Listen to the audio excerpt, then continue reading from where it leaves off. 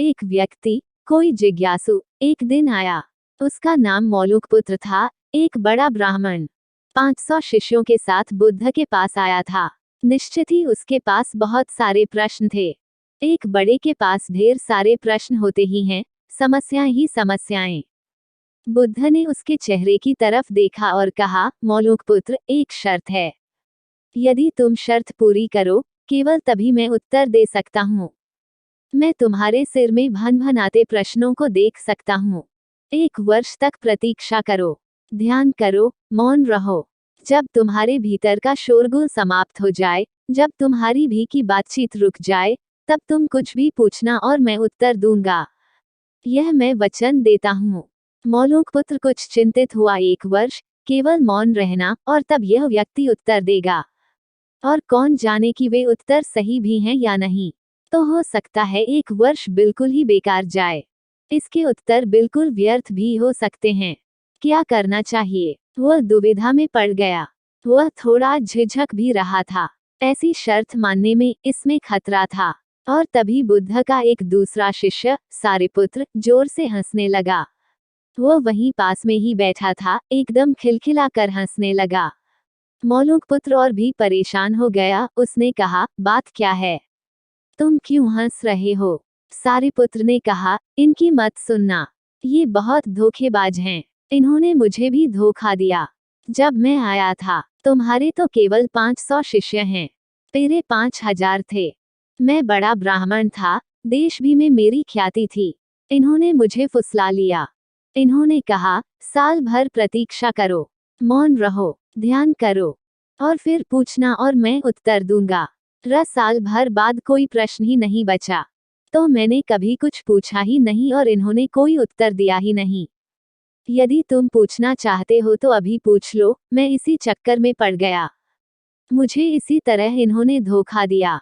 बुद्ध ने कहा, मैं अपने वचन पर पक्का रहूंगा। यदि तुम पूछते हो, तो मैं उत्तर दूंगा। यदि तुम पूछो ही नहीं, तो मैं क्या कर सकता हूँ? 1 वर्ष बीता, मौलुकपुत्र ध्यान में उतर गया। और मौन होता गया। भीतर की बातचीत समाप्त हो गई। भीतर का कोलाहल रुक गया। वह बिल्कुल भूल गया कि कब 1 वर्ष बीत गया। कौन फिक्र करता है? जब प्रश्न ही न रहें, तो कौन उत्तरों की फिक्र करता है? एक दिन अचानक बुद्ध ने पूछा, यह वर्ष का अंतिम दिन है। इसी दिन तुम 1 वर्ष पहले यहाँ आए थे। और मैंने तुम्हें वचन दिया था कि 1 वर्ष बाद तुम जो पूछोगे, मैं उत्तर दूंगा। मैं उत्तर देने को तैयार हूँ।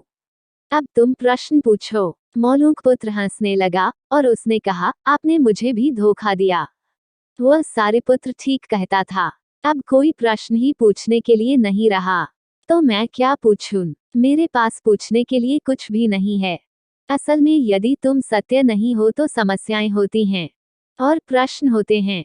वे तुम्हारे झूठ से पैदा होते हैं, तुम्हारे स्वप्न, तुम्हारी नींद से वे पैदा होते हैं। जब तुम सत्य, प्रामाणिक, मौन, समग्र होता हो, वे तिरोहित हो जाते हैं। मेरी समझ ऐसी है कि मन की एक अवस्था है, जहाँ केवल प्रश्न होते हैं। और मन की एक अवस्था है, जहाँ केवल उत्तर होते हैं। और वे कभी साथ साथ नहीं होते। यदि तुम अभी भी पूछ रहे हो, तो तुम उत्तर नहीं ग्रहण कर सकते। मैं उत्तर दे सकता हूँ लेकिन तुम उसे ले नहीं सकते। यदि तुम्हारे भीतर प्रश्न उठने बंद हो गए हैं, तो मुझे उत्तर देने की कोई जरूरत नहीं है, तुम्हें उत्तर मिल जाता है। किसी प्रश्न का उत्तर नहीं दिया जा सकता है।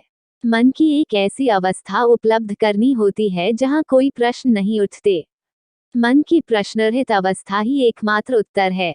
यही तो ध्यान की पूरी प्रक्रिया है, प्रश्नों को गिरा देना, भीतर चलती बातचीत को गिरा देना।